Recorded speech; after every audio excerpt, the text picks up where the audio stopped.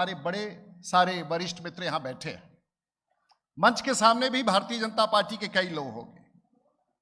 तो आप सब लोग थोड़ा सोच रहे होंगे कि आखिर ये मजमा क्या है, आखिर ये क्या ऐसा विषय है। तो यहां चित्र लगा है दीनदयाल उपाध्याय का भी, सहजानंद सरस्वती का भी, कर्पूरी ठाकुर जी का भी, महात्मा गांधी का भी, शहीद भगत सिंह जी का भी, बिहार के श्री कृष्ण सिंह जी का भी, वीर कुंवर सिंह का भी, जयप्रकाश जी का भी, सबका तस्वीर, बहुत सारे लोग आप देख सकते हैं। और मंच को किसी राजनीतिक पार्टी के बैनर तले नहीं सजाया गया है। तो मेरा आप सब लोगों का स्वागत है। जो विभिन्न राजनीतिक पार्टियों के लोग जो इस यहाँ सभा में आए हैं, उनका भी जो सामाजिक रूप से दूसरे दलों से जुड़े रहते हैं, उनका भी यहाँ स्वागत है।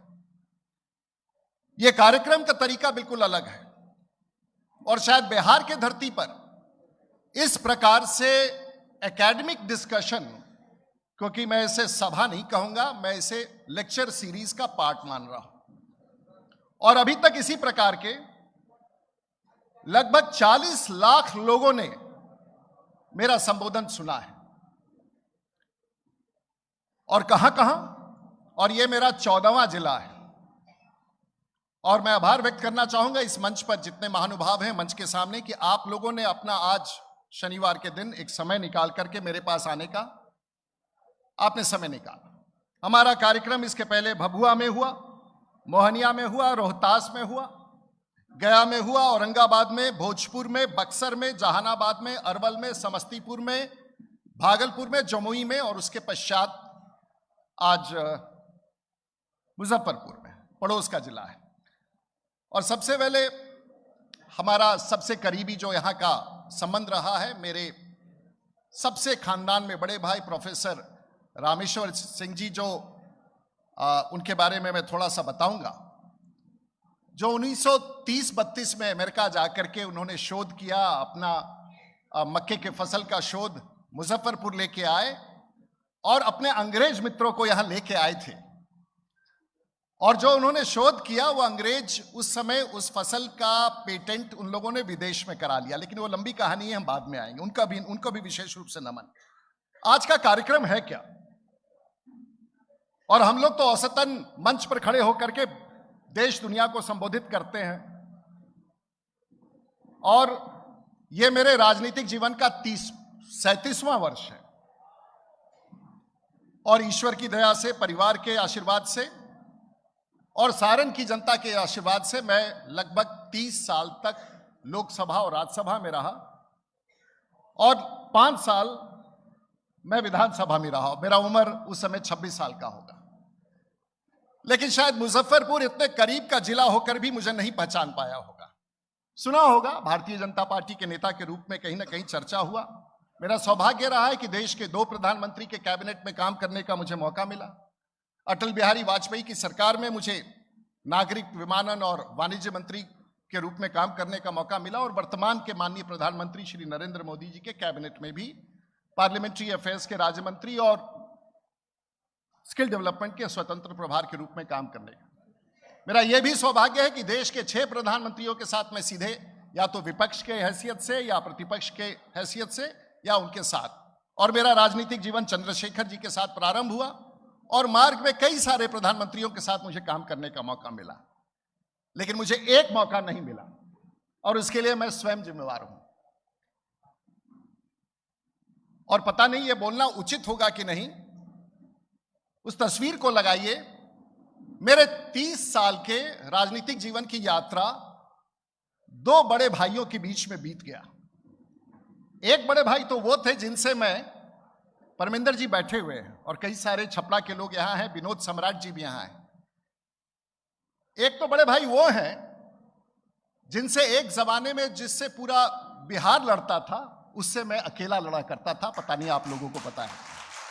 ये 2 बड़े भाई हैं। और मेरे 30 साल के 2 बड़े भाई, जरा फिर से दिखाइए, हमारे फिर से दिखाइए। ये 2 बड़े भाई हैं, और इन 2 बड़े भाइयों के 35 साल के कार्यकाल ने मेरा पूरा जीवन छीन लिया। ये 2 बड़े भाई हैं जो इस मंच पर बैठे तमाम लोग और मंच के सामने बैठे तमाम लोग अपने राजनीतिक जीवन का मेरा 15 साल दाहिने तरफ के सानिध्य में बीता और अगला 20 साल बाएं तरफ के सानिध्य, और मेरा पूरा राजनीतिक जीवन समाप्त हो गया। और इतना ही नहीं हुआ, मैं इसलिए आया हूं कि आपका भी राजनीतिक जीवन और सामाजिक जीवन इस दो विचारधारा में समाप्त हो गया है।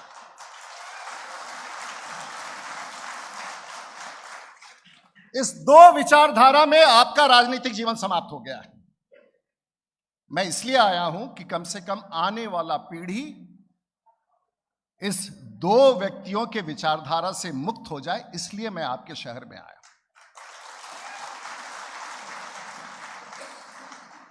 कोई पहली बार विधायक बनना चाहता है, कोई दूसरी बार विधायक बनना चाहता है, कोई एक बार सांसद बनना चाहता है, कोई दूसरी बार सांसद बनना चाहता है। मंत्री ईश्वर की दया से और बिहार की जनता से और हमारे गार्जियन लोग जो यहां बैठे हैं उनकी दया से मैंने 35 साल की यात्रा कर ली है और छात्र जीवन में पंजाब विश्वविद्यालय से निकल करके बिहार के राजनीति में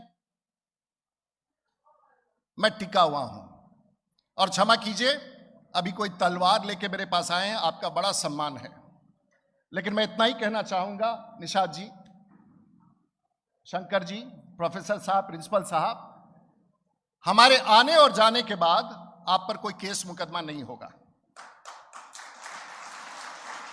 कोई नरसंहार नहीं होगा, कोई आक्रमण नहीं होगा, लेकिन एक आक्रमण तो मैं इस लायक आपको बना के जाऊंगा कि आप एक आक्रमण जरूर कर सकेंगे, वो बुद्धि का आक्रमण, और उसके लिए तैयारी कराने के लिए मैं आया हूं, क्योंकि आपकी प्रासंगिकता, राजनीतिक प्रासंगिकता इस बिहार में समाप्त हो गई। लेकिन ये होगा कैसे? मैं उन सब कई सारे जिलाओं में मेरा कार्यक्रम हुआ है, मैंने बहुत सारे एकेडमिक विषय को दिखाया, कुछ एक यहां भी दिखाऊंगा। छोड़ दीजिए कि नीति आयोग क्या कहता है हमारे दो बड़े महानुभाव के बारे में। बिहार की जनता 52% लोग गरीबी रेखा के नीचे हैं, और वो आप नहीं है साहब, वो लोग हैं जिनके लिए बड़े भाई, दो बड़े भाइयों ने पिछले 30 वर्षों में नीतियां बनाई हैं, वो उनके लिए। और इनके नीतियों के कारण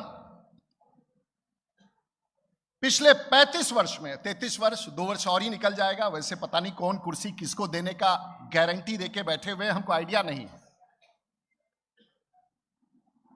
2 वर्ष और निकल जाएगा,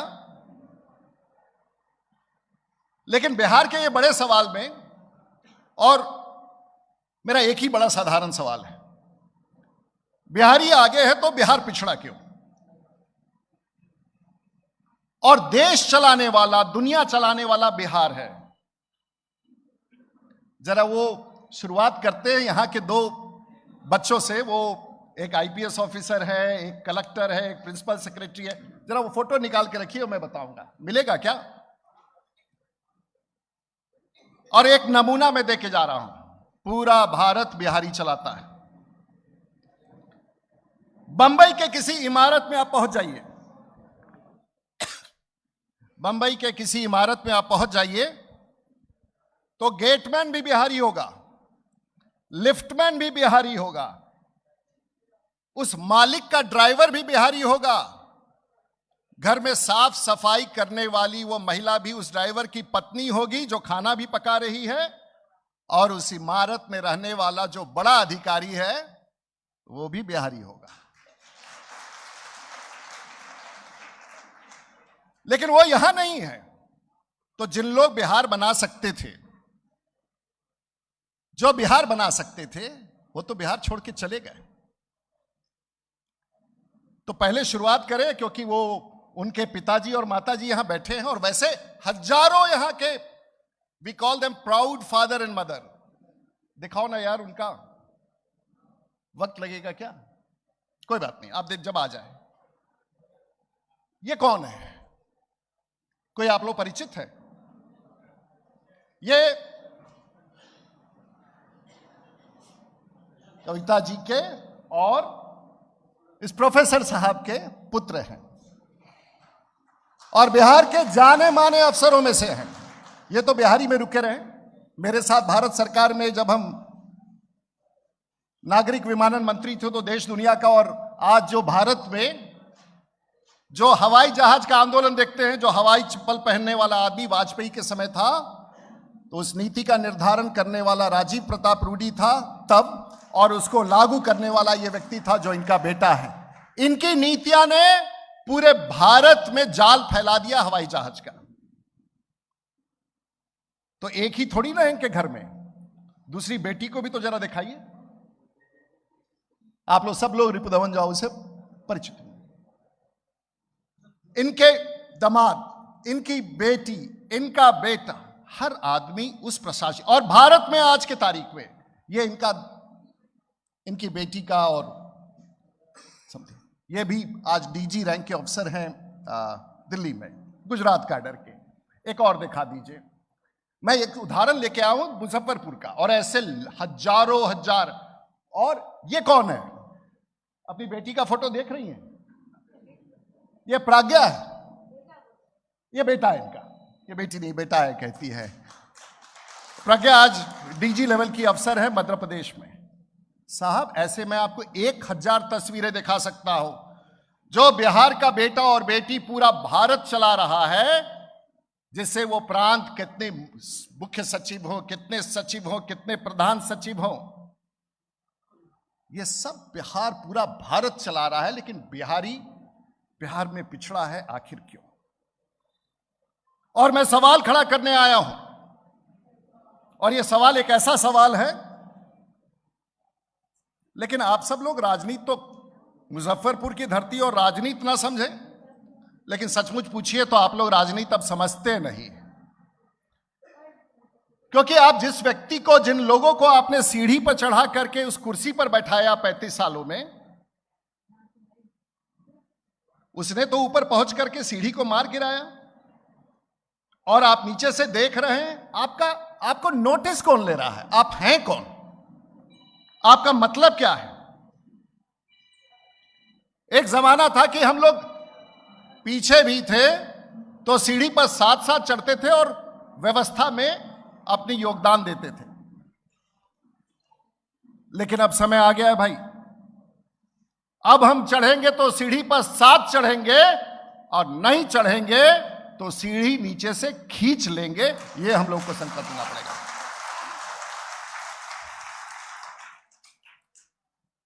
हमें आप सामंती कहते हैं, हमें आप मनुवादी कहते हैं, हमें जात के घेरे में घेर करके आप गिनती कराते हैं। और ये दो बड़े भाइयों के नेतृत्व ने आज बिहार में, ये सत्ता क्या है थोड़ा सा समझ लीजिए। अगर ये समझ गए तो आने वाले दिनों में, क्षमा कीजिएगा प्रोफेसर साहब, ये अपने आप में एक बड़ा शोध का विषय बनने वाला है। अगर ये विषय समझ गए कि राजनेता सत्ता कैसे समाज को बांट करके सत्ता में बना रहता है, बिहार उसका धरती पर सबसे बड़ा नमूना है।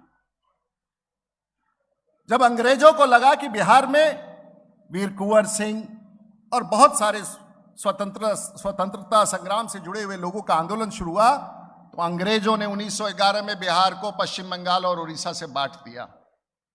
वो तो था आजादी के पहले की कहानी। लेकिन उसके बाद चलते चलते देश आजाद हुआ। हम लोगों ने आजादी का जश्न मनाया। महात्मा गांधी, यहां आपने मुझसे माल्यार्पण कराया, यहां इसी धरती पर लंगट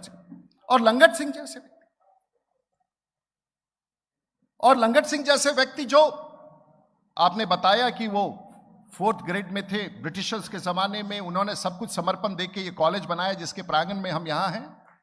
एक अद्भुत कहानियां हैं हमारे इतिहास की। लेकिन नेता क्या करता है? और नेता की खासियत है कि वो समाज को बांटता है। हम भी वही करते हैं, राजू जी भी वही करते हैं, और मंटू जी भी वही करते हैं। हम सब वही बिहार में करते हैं अपने सर्वाइवल के लिए। और फिर किसी को जोड़ते हैं तो कोई नई पार्टी, कई सारी, रोज अखबार में, बिहार के अखबारों में सिर्फ यह दिखता है कि कौन ने, किसने एक दल बना के किसके साथ जा रहा है, छोड़ रहा है, जा रहा है, छोड़ रहा है। दूसरा कोई समाचार और पत्रकार लोग लिख नहीं पाते। आजाद हुआ भारत, हमने संविधान को अपनाया, आरक्षण हुआ, अनुसूचित जाति जनजाति। मुझे गर्व है कि आज भी इस विकास के रास्ता पर कैप्टन निषाद और हमारे मित्र अजय निषाद काम कर रहे हैं, बहुत सारे ऐसे उस समाज के लोग और पिछड़ा समाज के लोग हमारे। 90 में आकर के एक देश के ऐसे प्रधानमंत्री आए जो हमारे ही समाज के थे। उन्होंने कहा कि हमें भारत के इतिहास में बने रहना है, और 80-82 का जो वो रिपोर्ट था उसको लागू करके पूरे भारत को पिछड़ा और अति पिछड़ा में बांटा, क्योंकि लगा मुझे उसमें भी कोई आपत्ति नहीं है, देश का भला ही हुआ होगा। आपने पिछड़ा अति पिछड़ा बांटा, मैं बिल्कुल उसके पक्ष में मान के अपने आप को चलता हूं, क्योंकि देश के संविधान ने उसको स्वीकार किया। लेकिन बिहार के नेताओं ने वहां माना नहीं। बिहार के नेताओं ने बिहार में आकर के, तो एक समय था जब मैं यहां विधायक था, तो एक जो बड़े भाई इसमें थे, उनको लगा कि हमको परमानेंट राजनीति में बिहार का रहना है। तो उस समय ऐसा एक परिस्थिति था कि झारखंड में अधिक भारतीय जनता पार्टी के सांसद और विधायक और जनसंघ के विधायक थे। तो मन में आया कि एक बार झारखंड को अलग कर ही दो, तो बिहार का समीकरण हमारे लिए अगले 100 वर्ष के लिए पकड़ में आ जाएगा। तो अभी तक तो जात में ही बांट रहे थे, उन्होंने तो राज्य को ही बांट दिया। राज्य को झारखंड में बांटा, राज्य को बिहार में बांटा। ना झारखंड का भला हुआ, ना बिहार का भला हुआ। और वहां तक मामला रुका नहीं। 15 साल के बाद वो रहे नहीं, जेल चले गए, पत्नी को बनाया, इत्यादि इत्यादि। और उससे भी महानुभाव आगे एक कदम चले, और जब हमारे वर्तमान में माननीय मुख्यमंत्री जी को लगा कि लंबी राजनीति करनी है तो समाज को फिर से एक बार बांट दो, तो पिछड़ा को भी अति पिछड़ा में बांट दिया, दलित को भी महादलित में बांट दिया। हम सब इस बंटने के नजारा को पिछले 35 वर्षों से देखते रहे हैं, किसी ने चू तक नहीं किया। हम बंटते रहे हैं, हम बांटते रहे हैं, और यही रहा है उनके सत्ता का रास्ता। और अब फिर एक बार शायद सत्ता हिलने वाला है, इसलिए मैं आगाह करने आया हूं कि सत्ता हिलने वाला है। 35 साल का कार्यकाल बड़ा होता है, बिहार में बड़ा परिवर्तन आने वाला है, और यह सभी जाति के लोगों के लिए है। बिहार में बड़ा परिवर्तन आने वाला है, और अगर यह परिवर्तन आने वाला है तो उन्होंने फिर तय किया है, और 7 जनवरी से फिर बिहार में गिनती शुरू हो गई है। किसी को अंदाजा नहीं है कि गिनती, तो आपने ये गिनती करा करके आज आपने गिनती कराया है। लेकिन ये नीति और जो पॉलिसी आप पिछले 30 वर्षों से बनाते रहे हैं, ये इन गरीबों के लिए बनाते रहे, और वो गरीब हैं जो आज बिहार से 4 करोड़ लोग बिहार छोड़ के चले गए हैं। मैं सवाल पूछने आया हूं कि तुम्हारी नीतियों के कारण आज पूरा बिहार से 4 करोड़ लोग बिहार छोड़ के चले गए। और वो दिखाइए, चाहे कलकत्ता का वो ठेला वाला हो, या केरल का पान वाला हो, वो हमारे समाज का नहीं है साहब। मैं तो वो दिखाना चाहता हूं कि पूरा भारत कैसे चल रहा है। ये व्यक्ति को देखिए, ये केरल में, इसका नाम पप्पू यादव है। ये पप्पू यादव मेरे समाज का नहीं है साहब। यहां से 2000 किलोमीटर दूर जाकर के वो पान की दुकान चला रहा है। ये मेरे और आपके कारण पप्पू यादव यहां से नहीं गया, वो पप्पू यादव की बात नहीं कर रहा हूं मैं। ये बेचारा है, ये धनराज यादव है। धनराज यादव भी पिछले 25 साल पहले, और वो सुलभ वाला दिखाइए, ये है, या अमोद सिंह है, स्वाभाविक है, सहरसा के बाबू साहब हैं। ये क्या करते हैं? ये नरीमन पॉइंट पर जो सुलभ शौचालय है उसका देखभाल करते हैं। तो ऐसा नहीं है कि वो सिर्फ वैसे ही लोग, और इतना ही नहीं करते हैं। एक मैं लेख पढ़ रहा था, ये नरीमन पॉइंट के उस सुलभ शौचालय के बगल का कमरा है जिसमें भात दाल तरकारी भुजिया खा रहे हैं, और ये बाबू साहब हैं। क्या सवाल पूछना चाहते हैं आप लोगों से? और ये जरूरत पड़ने पर टॉयलेट की सफाई भी कर देते हैं। मैं ये नहीं दिखाना चाहता हूं कि ये सब बहुत छोटे हैं, मैं ये बताना चाह रहा हूं ये कोई छोटा काम नहीं है। लेकिन अगर बिहारी ना हो तो पूरा भारत थम जाए। आप छठ के पहले गोवा चले जाइए, छठ के पहले आप दिल्ली चले जाइए और छठ के खरना के दिन आप दिल्ली शहर में घूम जाइए, आपको एक टैक्सी वाला नहीं मिलेगा, आपको एक ड्राइवर नहीं मिलेगा, आपको एक घर में काम करने वाला नहीं मिलेगा, और आपको एक बहन नहीं मिलेगी जो अफसर की पत्नी है, जो छठ में विलीन नहीं है। दिल्ली बंद हो जाता है, मुंबई बंद हो जाता है, सूरत बंद हो जाता है, बड़ौदा बंद हो जाता है, चेन्नई बंद हो जाता है छठ के एक दिन पहले। पूरा भारत में बिहारी है।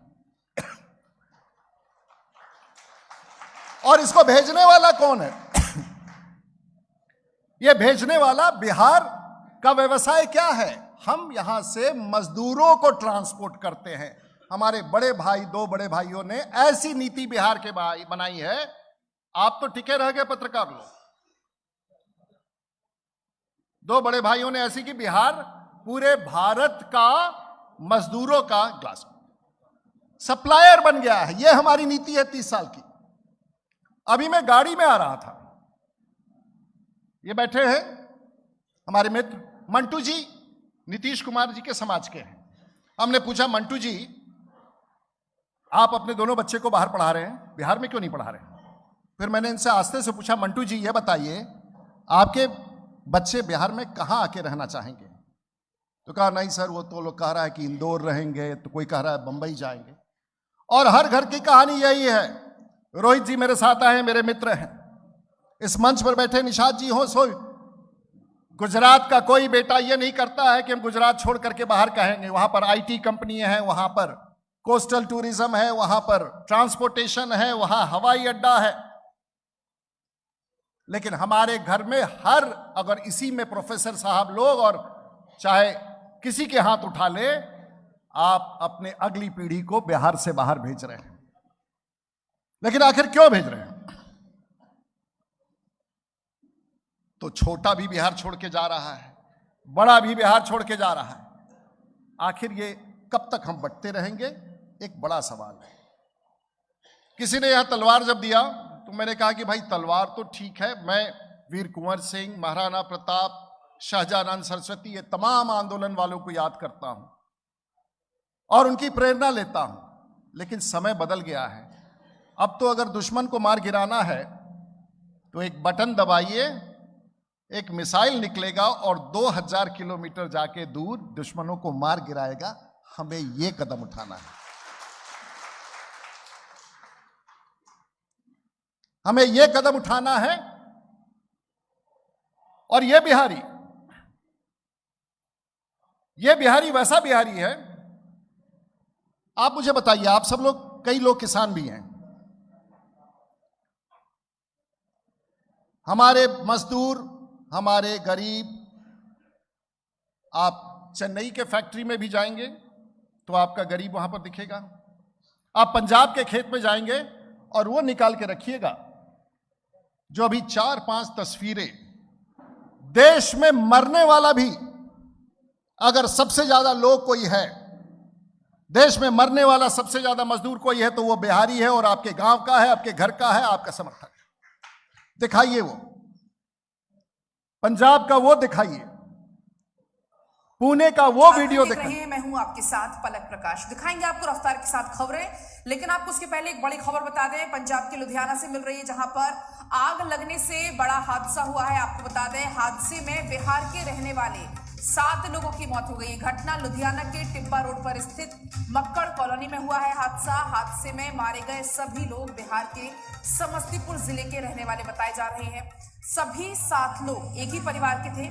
मृतकों की पहचान सुरेश साहनी 55 साल, उनकी पत्नी अरुणा देवी 52 साल, बेटी राखी 15 साल, मनीषा 10 साल, गीत। और आगे दिखाइए हमारी नेताओं की संवेदना कहां चली गई। और बिहार का मैं हूं आपके साथ विभा उपाध्याय, और इस वक्त एक बड़ी खबर पुणे से आ रही है, जहां यरवदा इलाके में बड़ा हादसा हुआ है। 7 मजदूरों की मौत इस हादसे में हो गई है। यरवदा इलाके में यह बड़ा हादसा, मजदूरों पर स्लैब की जाली गिर गई, जिनमें हादसे में 7 मजदूरों की मौत हुई है। 3 घायल बताए जा रहे हैं और घायलों को फिलहाल अस्पताल में इलाज के लिए भर्ती कराया गया है। मरने वाले सभी मजदूर बिहार के रहने वाले थे। एक मॉल के नीचे स्लैब बनाते समय स्लैब के लिए बनाई गई जाली कर्मचारियों के ऊपर ही गिर गई, जिस वजह से यह हादसा हुआ। और एक दिखा दीजिए, शायद हम याद रखने के लिए करें। नमस्कार, आप देख रहे हैं कैमरा सब देखता है और मैं हूं आपके साथ शिप्रा झा। वो तस्वीर आपको दिखाएंगे, लेकिन उससे पहले आपको इस वक्त की बड़ी खबर बता दें। मुंबई से बड़ी खबर सामने आ रही है, बांद्रा में बिल्डिंग गिर गई है। इस वक्त की बड़ी खबर आपको मुंबई से बताए हैं, जहां बांद्रा में बिल्डिंग गिर गई, जिसमें एक व्यक्ति की मौत हो गई है, 16 लोग इसमें जख्मी बताए जा रहे हैं। शास्त्री नगर में मकान बन रहा था और तभी यह हादसा हुआ, जिसमें बिल्डिंग गिर गई और एक व्यक्ति की मौत हो गई है और सभी मजदूर बिहार के रहने वाले बताए जा रहे हैं। हमारे सहयोगी प्रशांत अधिक जानकारी के साथ जुड़े हुए। कैसा लगा देखने में? और ऐसे 1000 तस्वीरें आपके आंखों के सामने से जाता होगा, लेकिन हम तो क्या आने वाले दिनों में हम अपने नेताओं से सवाल कर सकते हैं? क्या यह बात कर सकते हैं उन लोगों से कि जो राजीव प्रताप रूडी जो बात कह रहा है वो सच है या गलत है? आप क्या हर नेता से यह पूछ सकते हैं कि रूडी जो बात कह के गया वो सच कह रहा है या गलत कह रहा है? हाँ ना में जवाब दीजिए। आप पूछ सकते हैं। और जिस दिन यह सवाल आप पूछने लगिएगा बिहार, लेकिन आप लोगों को लग रहा होगा कि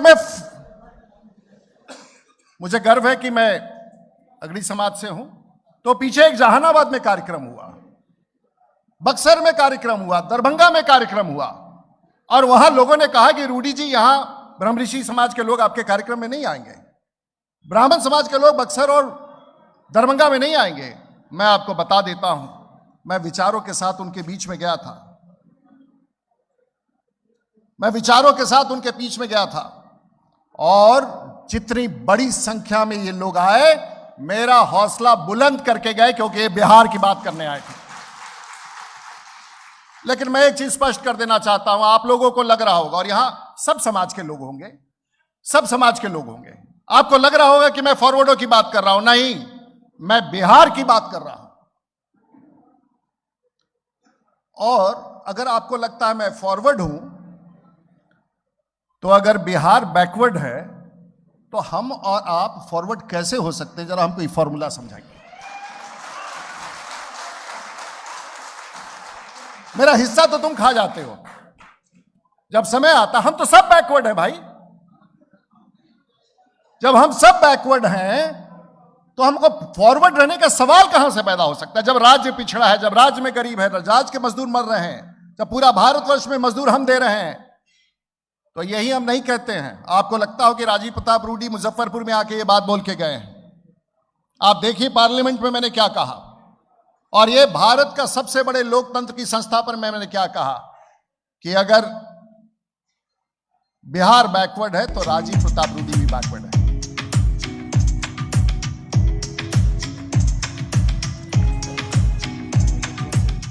विषय पर आना चाहिए।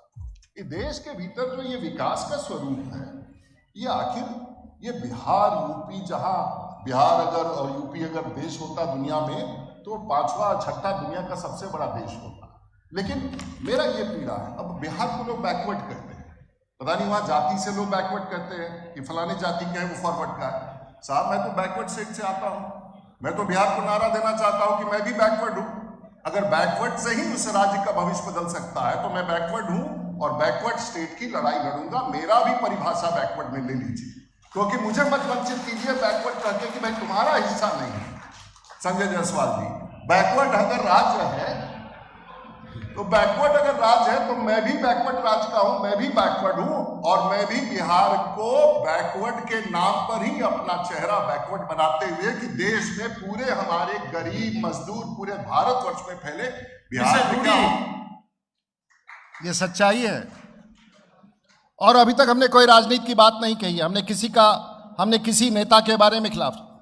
कुछ पूछ सकते हैं, बलराम जी और निषाद जी हमारे पार्टी के वरिष्ठ नेता हैं, सुरेश बाबू वरिष्ठ नेता है, कहेंगे बे रूडी जी ये आपका एजेंडा कुछ समझ में नहीं आ रहा है। तो विनोद तावड़े हमारे भारतीय जनता पार्टी के राष्ट्रीय सचिव हैं, और एक दिन मैं उनके भाषण सुन रहा था। महाराष्ट्र विकसित राज्य है भाई, महाराष्ट्र की आमदनी पूरे देश में और तमिलनाडु की आमदनी पूरे देश में है। देखिए हमारे भारतीय जनता पार्टी के राष्ट्रीय महामंत्री क्या कह रहे थे, और हमने उनसे बात नहीं की है बिहार के बारे में, वो क्या कह रहे थे। तो मुझे लगता है कि अगर बिहार के बाहर बिहार का व्यक्ति पूरा देश प्रदेश सिस्टम चलाने में अग्रसर है, तो उसका बिहार भी वैसे ही अग्रसर होना ये उसे अपेक्षित है, और ये करना ये अपना सबसे पहला दायित्व है। किसने कहा भाई? हमने तो नहीं कहा, और ये मेरे राष्ट्रीय महासचिव है जो बिहार के प्रभारी है, इन्होंने तो कार्य समिति की बैठक में, मेरी बातचीत नहीं हुई थी इनसे। इनके मन में क्यों आया ये बात? क्योंकि बिहार की ताकत को पूरा भारत ही नहीं पूरी दुनिया पहचानता है, और उसी पहचान को आपके बीच में, आपके भविष्य के लिए, आपके बच्चों के लिए, आने वाली पीढ़ी के लिए, तो चलिए मुजफ्फरपुर के लीची को क्यों छोड़ दें हम। और आपकी पहचान तमाम विरासत के साथ साथ लीची से भी है। जो दुनिया में कीवी ऑस्ट्रेलिया का हो, बेहतरीन फल है। पोर्टुगल का जैक फ्रूट, कटहल, अमेरिका का एवोकाडोस, इराक का खजूर, और भारत का लीची। हमारी तो पहचान है ही है, लेकिन महाराज पहचान किस बात का? हम बोलना ही नहीं चाहते हैं। दुनिया के अकेले व्यक्ति हैं जो सिर्फ सांसद ही नहीं हैं, और इसमें मेरे भारतीय जनता पार्टी, देश के प्रधानमंत्री का, हमारे पार्टी के दलों का नेता का एक बड़ी भूमिका रही है मुझे यहां तक पहुंचाने में। आज देश के प्रधानमंत्री के नेतृत्व में आज देश आगे बढ़ रहा है। मैं मिलता हूं देश के प्रधानमंत्री जी से, बिहार की पीड़ा उनसे सुनता हूं कि एक तरफ जहां गति से देश बढ़ता जा रहा है, वहां बिहार छूटता जा रहा है। लेकिन मैं बिहार में जब लौटूं तो आपकी लीची की बात कर रहा हूं, और लीची आपकी पहचान है। लीची पूरी दुनिया में जाता है, जो 30 दिन की अवधि में पूरे भारतवर्ष के पूरी दुनिया में पहुंचाना होता है, और आज पहुंचाने का सबसे सरल रास्ता हवाई मार्ग है। तो 70 साल में बिहार के नेताओं ने और 30 साल के बिहार के नेताओं ने क्या कहा, मैं आपको तस्वीर दिखाना चाहता हूं। गोवा 15 लाख की आबादी का राज्य है। गोवा 15 लाख की आबादी का राज्य है, जहां 2 अंतर्राष्ट्रीय हवाई अड्डा है, जहां से San Francisco, Toronto, Washington, London, Frankfurt जहाजें उड़ के जाती है। और बिहार 14 करोड़ लोगों का राज्य होते हुए भी जयप्रकाश जी के नाम पर उस हवाई अड्डा का नाम है जयप्रकाश नारायण अंतर्राष्ट्रीय हवाई अड्डा, जहां पिछले 50 साल में एक अंतर्राष्ट्रीय हवाई अड्डा नहीं उड़ा। यह तो मंच लगा के बिहार का मजाक है। जयप्रकाश जी के ये सब अनुयायी थे, ये सब अनुयायी हैं जिनकी बात कर रहे हैं। और इतना बड़ा हादसा, जिस हवाई अड्डा का नाम लिखा हुआ है जयप्रकाश नारायण अंतर्राष्ट्रीय हवाई अड्डे, पिछले 50 साल से एक अंतर्राष्ट्रीय विमान न उतरा। यह है बिहार की नीति, और यह है बिहार के नेताओं की नीति। यदि आपको देखना है तो आपके बच्चे, आपके घर के परिवार के, सुरेश बाबू के परिवार के, निषाद जी के परिवार के, और ये तो विदेश में तो लंबा समय रह के आए हैं।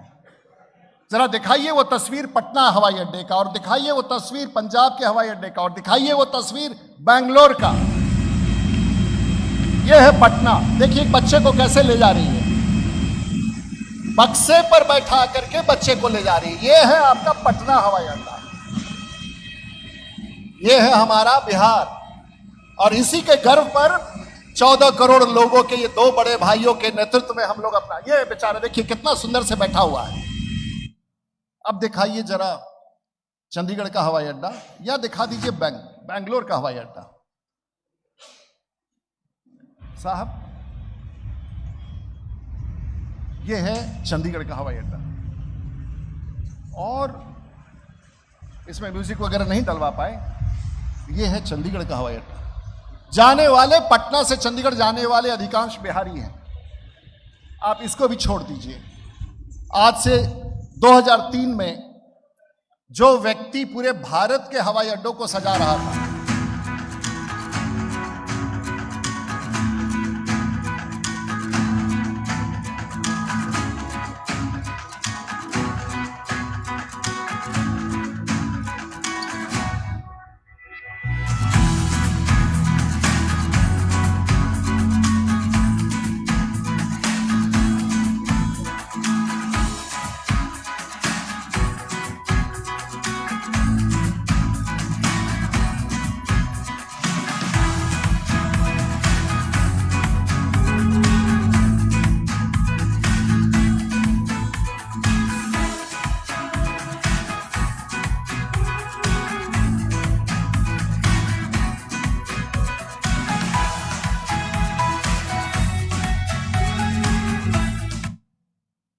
और इस तस्वीर को खींचने वाला बिहार का कप्तान राजीव प्रताप रूडी था, जो हवाई जहाज के भीतर था।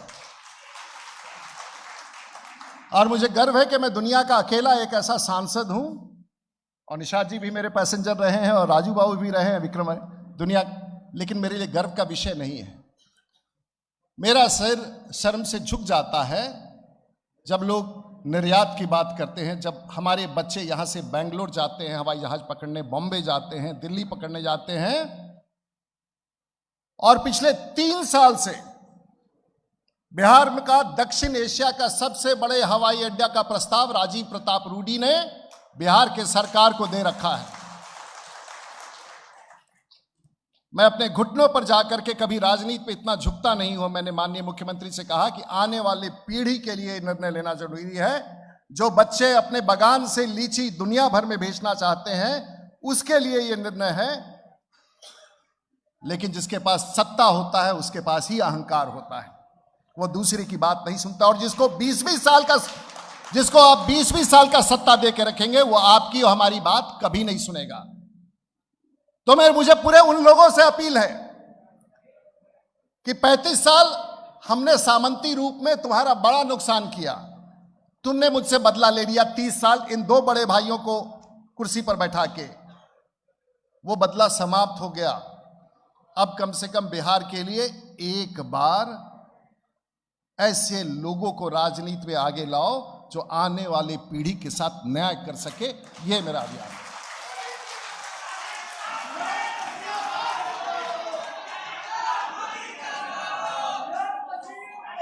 मैं ये कहना चाहता हूं, आज छोटा सा उदाहरण है। हम जब गांव में जाएंगे तो मेरे गांव के बगल में कोई कुशवाहा समाज के होंगे, कोई निषाद समाज के होंगे, कोई राजपूत समाज के होंगे, कोई कैश समाज के होंगे, कोई लोहार समाज के होंगे। लेकिन उसी गांव का निकला हुआ व्यक्ति जब दिल्ली जाता है, उसी समाज से निकला हुआ व्यक्ति, चाहे वो फॉरवर्ड हो या बैकवर्ड हो, वो सूरत जाता है।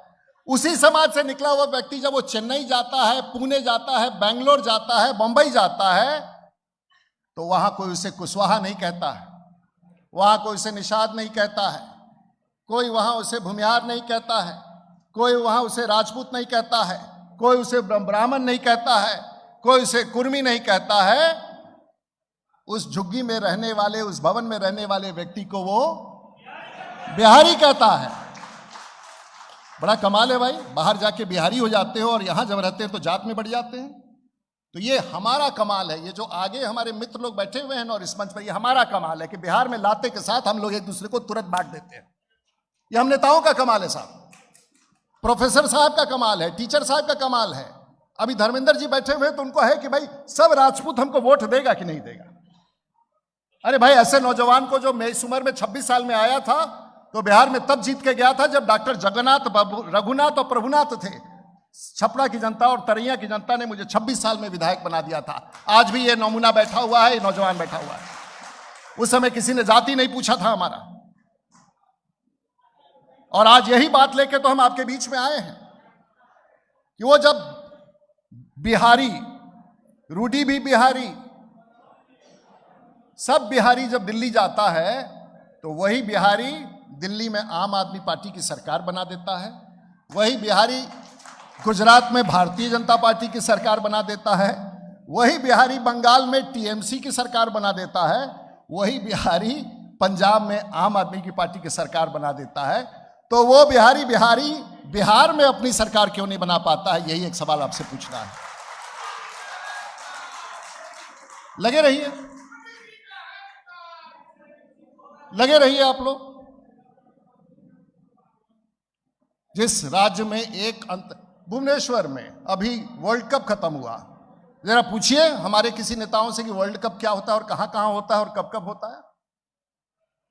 भुवनेश्वर में वर्ल्ड कप करा के निकल गए लोग। कल तक की सोई हुई राजधानी आज भारत और दुनिया में फुटबॉल का वर्ल्ड कप करा रहा है साहब। एक आईटी जगत का, एक बेंगलोर सिटी, जरा वो फोटो सब दिखाइए। एक बेंगलोर सिटी अपने आप में, जहां 90% आपके घर के बच्चे हैं, मैं हाथ उठवा दूंगा तो आपके 100 ऐसे बच्चे मिलेंगे जो इसी शहर से जाकर के बेंगलोर के आईटी हब में काम करते हैं। और बेंगलोर की कमाई सिर्फ आईटी से, तो आईटी में ये देखिए, ऐसा एक भवन दिखाइए, ऐसे 1000 भवन बेंगलोर में है, 1000 भवन हैदराबाद में है।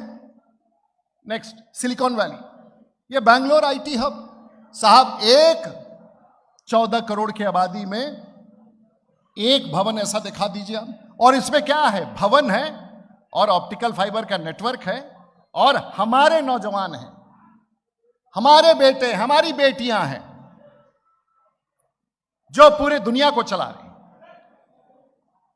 और आज बेंगलोर शहर की कमाई, बेंगलोर शहर की कमाई 110 बिलियन यूएस डॉलर है, 10 लाख करोड़। बिहार सरकार का पूरा बजट तो 2.5 लाख करोड़ का है ना। एक शहर कमा के 10 लाख करोड़ देता है। क्या वहां के नेता हमसे ज्यादा समझदार हैं? क्या वहां के नेता हमसे ज्यादा पढ़े लिखे हैं? क्या वहां के नेता ज्यादा कामयाब हैं कि बिहारी जो वहां जाके उस देश को चला रहा है, उस प्रांत को चला रहा है, यहां पिछड़ा छूटा हुआ है? आज बिहार में जो 4 करोड़ लोग बाहर गए हैं, वो 4 करोड़ लोग हमने औसतन पता लगाया, और वो से कई सारे मेरे पास है कि जो घर पैसा भेज रहा है। मुसलमानों की बात करती है सरकार, चाहे वो 2 बड़े भाइयों की सरकार मुसलमानों का वोट बांट करके यहां बैठी हुई है। सऊदी अरब जाने वाला वो छपड़े का फोटो दिखाइए, 2 बड़े भाइयों के कमाल का, आप उसकी बात सुनिए। लेकिन वोट के दिन वो वहां चला जाता है क्योंकि हम बांटते हैं। अगर मिल जाए वो तो तस्वीर देखो। क्या नाम है आपका? मोहम्मद अफजल, छपरा, बिहार। और आप हवाई जहाज से यात्रा करके पटना से आए हैं जी। तो ये बताइए कि आप कभी जा कहाँ रहे हैं? Saudi Arabia. सऊदी अरेबिया में तू क्या करो तेरा भाई? जॉब करते हैं। जॉब करते हैं, mobile crane operator. Mobile crane operator. Mobile crane operator. कितना पैसा कमा के कहाँ भेजे ना? अरे 45,000 40,000। 45,000 कितना कमा के भेजेला? तो बिहार में काम नहीं थी कि उतना दूर चल गेला? बिहार में कहाँ रोजगार बा? बिहार में कहाँ रोजगार बा? आपको हम ऐसे 1000 छोड़िए साहब, मजाक है। आप कहीं भी उठा के देख लीजिए, हम ही देश चला रहे हैं। वो कह रहा है सऊदी अरेबिया जाता नहीं, रूडी जी हवाई जहाज में हमारे साथ आया था, 40,000 गांव घर छोड़ करके जा रहा है। ऐसे आपको हजारों आपको उम्मीदवार दिखाएंगे। तो करना क्या है भाई? हम लीची भेज नहीं सकते हैं, हम भवन बना से नहीं सकते, हम हवाई अड्डा बना नहीं सकते, हम बिल्डिंग बना नहीं सकते, हम रोजगार दे नहीं सकते हैं। हम तो मजदूरों के फैक्ट्री बन गए। बिहार मजदूरों का फैक्ट्री है। और आज 4 करोड़ लोग जो बिहार गए हैं, हाँ, और 4 करोड़ लोग बिहार गए। बिहार में 1,84,000 करोड़ रुपया, यह हिसाब है। 1,84,000 करोड़ बिहार के गरीब अपने गांव भेजते हैं, जो बिहार की सरकार उसे वेतन बांटती है। यह है बिहार। मैं अपने जीवन के अंतिम सांस तक इस 14 करोड़ बिहारियों के लिए मैं अपने आप को निछावर कर रहा हूं, और किसी एक समाज के लिए नहीं, मैं बिहार के लिए अपने आप को निछावर कर रहा हूं। और इस बिहार के लिए मुझे जो कुछ भी करना पड़ेगा, मैं मर मिटने के लिए भी तैयार हूं।